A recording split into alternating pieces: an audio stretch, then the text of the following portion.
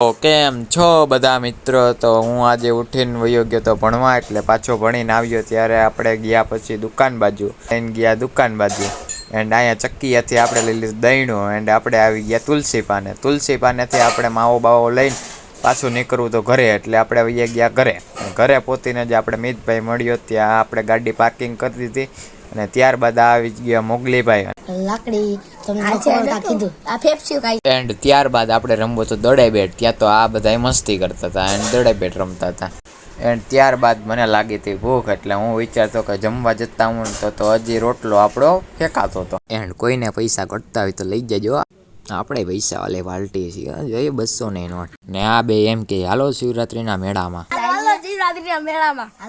ત્યારબાદ આપણે મેલા જયુભાઈ તો આપણે ગીલી દંડો રમતા હતા અને આપણે પણ રમવા વર્ગી ગયા. આપણું જોયું હથિયાર, જોઈ લેજો આપણું હથિયાર. અને પછી આપણને ચડી ગઈ ગરમી, એટલે આપણે થોડીક વાર બેસી ગયા.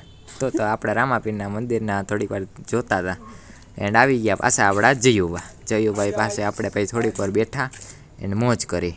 આવો છો ને તમે શિવરાત્રીના મેળામાં? ઓલા બેએ કીધું એવી રીતે.